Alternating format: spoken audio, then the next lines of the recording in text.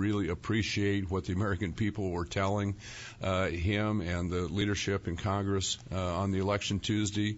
It seemed somewhat oblivious that, well, we had to react and do all these things because of an emergency. That's just... So are you predicting gridlock? You're predicting that we just vapor lock out there? That certainly could happen, because we're not going to back off on our principles. There's no question about it, because if we do not follow Can't through... If we get along? Stop it. If we back up on principle, and I appreciate what she's saying, because we will not have fulfilled what I think was the mandate. Right. And it's because it was not a Republican victory. What we're going to do is listen to the American people. We're going to put forth their agenda going forward, and I think if we do that, we will be successful. And I think the President, Harry Reid, over in the Senate, will have to listen to us. I'm going to take a short time out here. First in the studio with us is Congressman Tom Latham. He's just now freshly reelected, and he, I guess before we break away, an obvious question is, what will be your new committee assignments? I would expect to be chairman of the Transportation HUD Subcommittee on Appropriations. I will also serve on the Ag FDA Subcommittee on Appropriations, but that would be my expectation at this point. I talked to Congressman King. He's going to be chairman of Immigration. You're being diplomatically quiet at this point. No, that's... With a big grin on your face. On judiciary.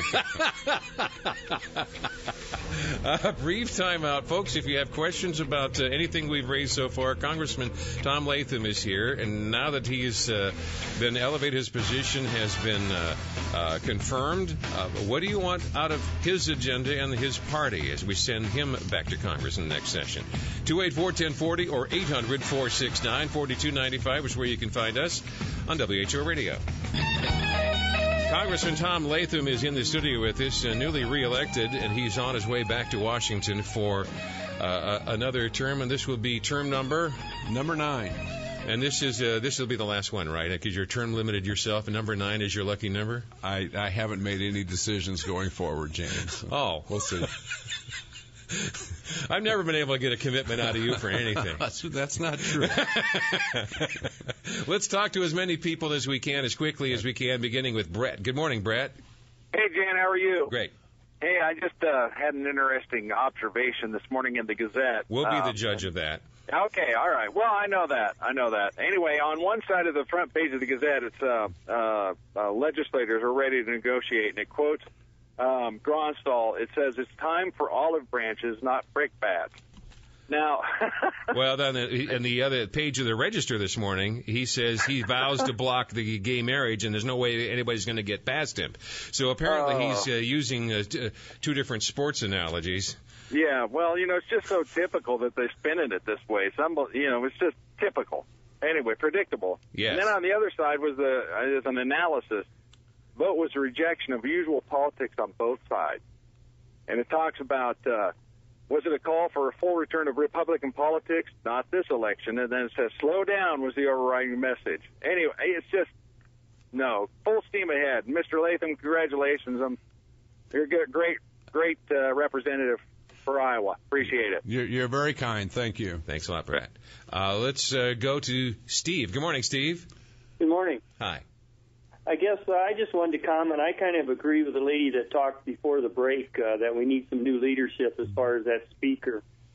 I guess I'm tired of the last 2 years of Republicans standing up there and just saying no and not really proposing, what they intend to do and how they're going to do it. Steve, can you think of anybody in the national legislature that would fit that position better than the one we have?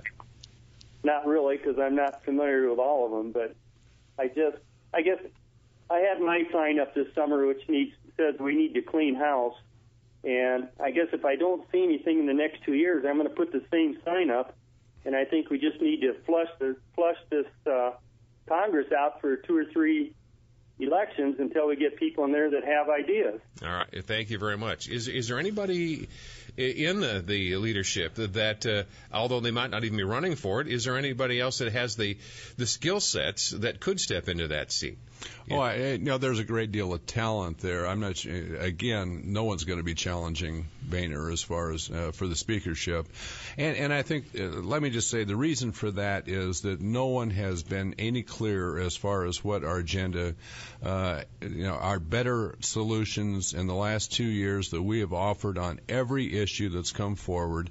I think the turning point in the whole mood of the nation came a year ago last June in the cap and trade debate when John Boehner stood up on the floor for over an hour and read portions of the cap and trade bill that had been stuck in the middle of the night, a 300-page amendment that no one knew anything about it. But I think that was actually a turning point. I remember coming home and doing, like I do all my town hall meetings in June that year, and that's when people really got upset. People talked about in 2009, the health care debates, all the town hall meetings, but it was happening long before the health care debate got in place, and it was because of what Boehner did then. We'll have a clear agenda as far as cutting spending, focusing on creating jobs and getting our economy back together, and that's what the agenda will be, and I think that's what the American people said last Tuesday was that we've got to stop the intrusion of the federal government. We're going to do oversight on all the regulations coming down that are killing small businesses today. Certainly the tax policy going forward. But before you even go back to that office, the Bush tax cuts will expire, and you guys left work before you dealt with that issue. I tell you, the most frustrating thing that I see this past year, certainly, there are two things. Number one, for the first time since 1974, the House of Representatives has not passed a budget for this fiscal year. And that's really been an economy killer because businesses don't know what you guys are going to do to them. Well, Nancy Pelosi decided that she didn't want to have her members vote on a budget that was $3.8 trillion, $1.4 trillion of that being borrowed, or about 42 cents on every dollar the federal government spends next year will be borrowed money. She didn't want to have them vote on it. So what's happened, we don't have any of the appropriation bills done going forward. They've got a huge omnibus that they're going to try to push through in the lame duck, which will increase spending even more, which will we will stop it. I can assure you that will not happen. But how do you stop that? Well, certainly with the Senate, thank goodness that like Mark Kirk over in Illinois won that. Because he goes to work right away. Right, he is seated immediately. Colorado. That's Obama's old seat, and they filled it with the seat. And now he'll be confirmed before the new class. He will be sworn in immediately. Really? Yes. Okay. And so will the new senator from, both Delaware and I believe Colorado. Those are both Democrats, but at least we'll have one more vote over in the Senate to stop the insanity. The other thing that was just outrageous is the fact that we have not given the American people any certainty as far as tax policy going forward.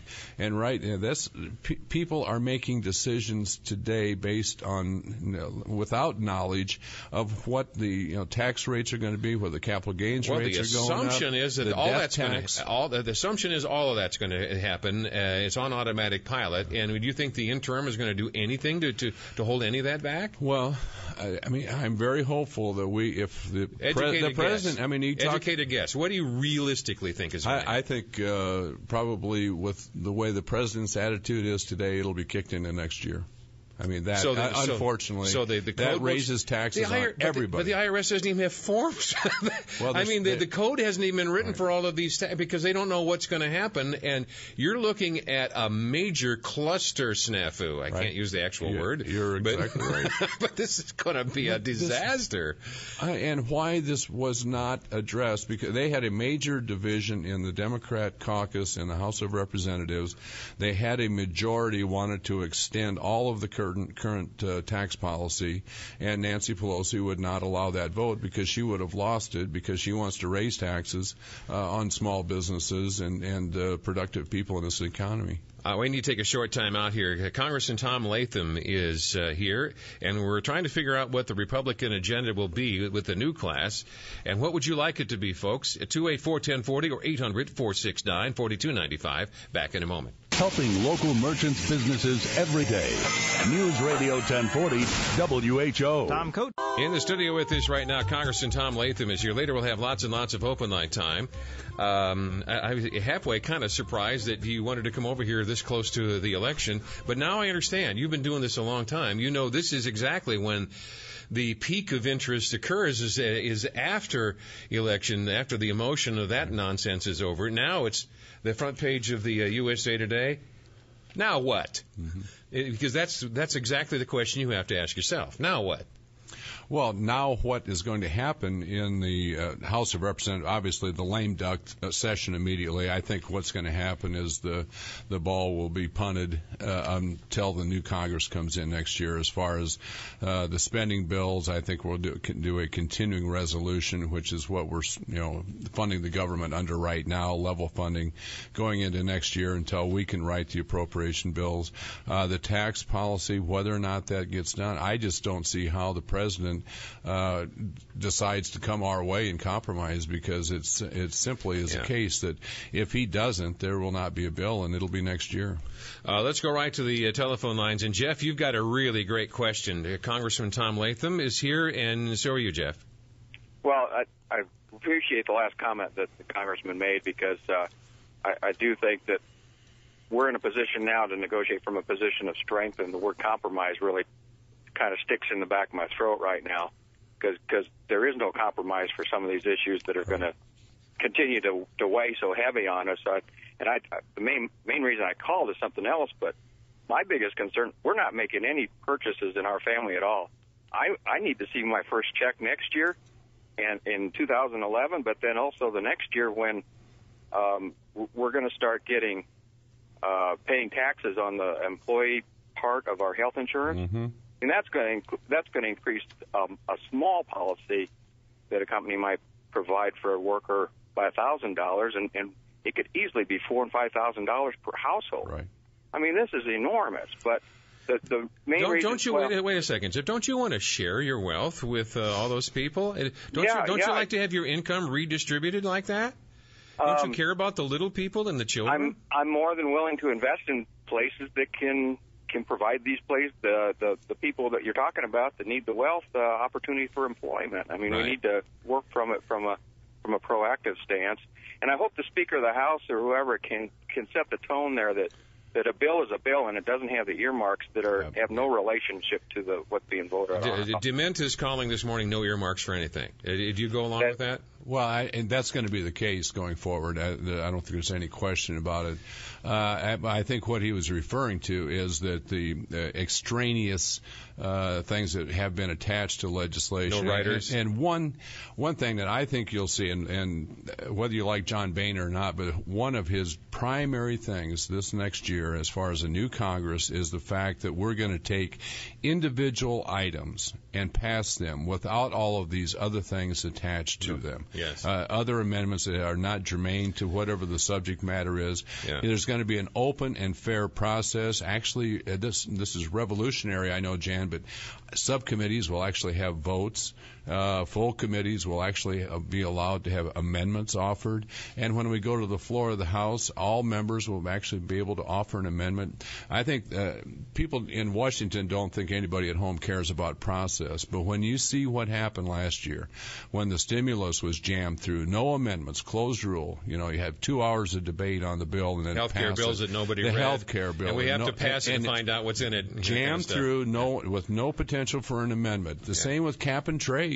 I mean, these are major, major pieces of legislation that were written either in the Speaker's office or in Harry Reid's office over in the Senate.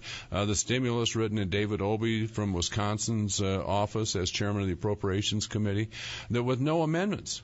And that's what people are absolutely outraged at, and why all 435 members of Congress can't have some input on legislation. And that's what you're going to see is an open, fair process, bringing in the American people into the process and listening for the first time in 2 years. Jeff's other point here he wanted to raise was... real quick, my main point, I was just flabbergasted. I heard that Obama's taking a trip. He's going to take 3,000 people to India the other day.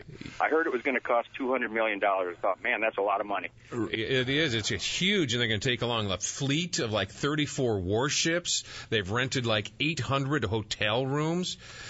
This is going to be a huge. This is just a vacation trip. He just wants to go see the Taj Mahal, for Pete's sake. Right. And he's going to. We get the bill for this. Well, I'm certain that he'd like to leave the country after the election.